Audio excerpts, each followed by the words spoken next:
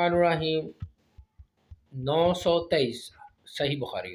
حضرت عمر بن تغلب رضی اللہ تعالیٰ عنہ سے روایت ہے کہ رسول اللہ صلی اللہ علیہ وسلم کے پاس کچھ مال یا کوئی اور چیز لائی گئی جسے آپ نے تقسیم فرما دیا، لیکن آپ نے کچھ لوگوں کو دیا اور کچھ کو نہ دیا۔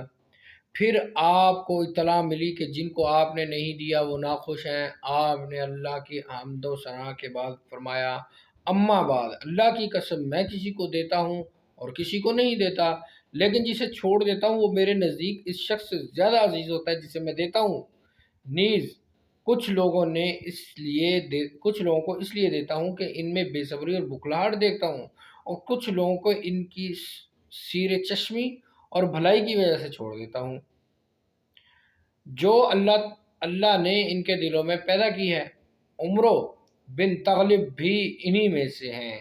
ان کا بیان ہے کہ اللہ تعالیٰ کی قسم میں یہ نہیں جانتا تھا کہ رسول اللہ صلی اللہ علیہ وسلم کے اس کلمے کے عوض مجھے سرخ اونٹ ملے۔ 923